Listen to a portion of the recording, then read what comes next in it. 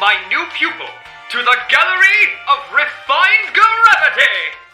Portal was a video game that really made an impact on the gaming world. Portal was this blend of solid puzzles with dark humor that led to instant critical acclaim. It also, of course, led the way for others to be inspired by Portal in their own game development and create games similar to the Portal series. Gravitas, the game I'm looking at today, is a pretty obvious example of one that was inspired by the Portal series. Gravitas was developed by Galaxy Shark Studios in 2019. It is a 3D puzzle platformer that is free to play on Steam. It doesn't have an official rating, but I would say that it's probably somewhere around an E10 rating. Now, a lot of this game is very similar to Portal, but it is all a lot shorter and not nearly as fleshed out. Your player is going to visit or become a pupil at the Gallery of Refined Gravity, otherwise known as the Gorg.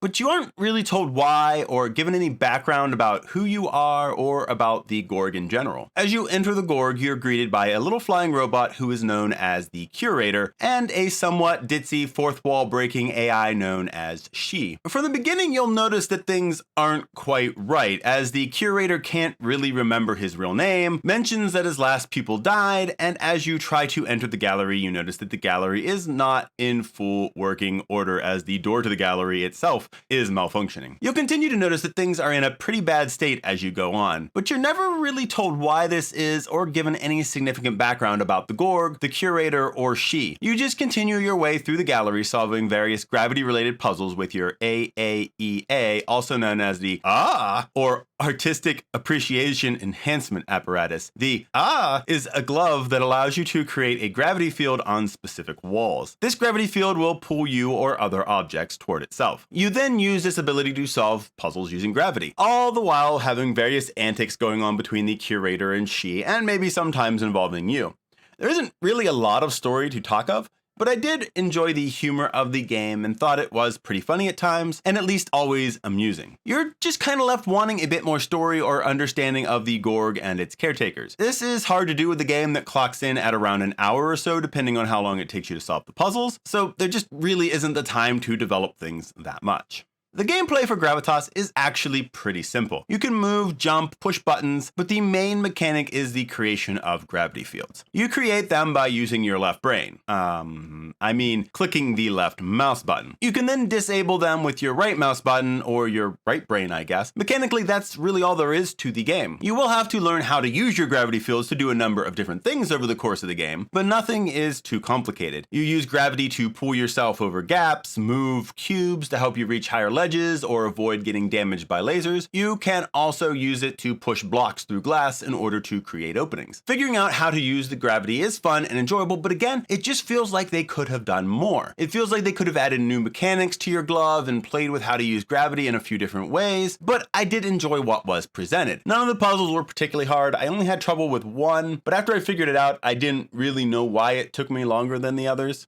The art style of Gravitas is fairly decent. I don't think it's really going to blow any minds, but it looks fine. It's nice and clean. It's a style that says futuristic art gallery in space. It's shiny. It's got very kind of clean design. It's full of nice glowing red lasers. What more can you ask for? There are also some fun little details like magazine covers about cubes, which add some nice touches. The highlight of this is probably the Curator, because while he is a pretty simple design, his LED display really sets him apart. Seeing his various facial expressions as he's talking just adds a lot to his personality and adds a layer of personality that you don't really see to some of the other robotic characters in games like this, so it's just kind of a really nice touch that I enjoyed. Speaking of the Curator, the voice acting is probably the best part of the sound direction in the game. The Curator's monologues, his interactions with She, and his comments about your actions are where a lot of the highlights are in terms of the sound design. There isn't a lot of music. It does use some classical music like Grieg's Morning Mood at one point, and the lobby has some kind of generic lobby or elevator style of music. Now, this type of music feels like it's more used to kind of set a tone or for comedic effect in the game. Otherwise, most of the music is more of the kind of background, like kind of chill, low-key, sci-fi-ish background kind of music that you would expect for a puzzle game. It's nothing stand out, but it's a good use of what they have, and the ones that they use for kind of more stylistic, humor purposes are amusing. In terms of performance, I didn't have really any issues with Gravitas. Gravitas, I mean, you could argue that like sometimes the physics of the cubes were a little bit wonky, but I think that's more just the physics engine than it is any kind of performance issues. And, you know, I know this is a very short game at only around an hour long, but it was still nice not to have to worry about crashes or major errors while playing, so that was really nice.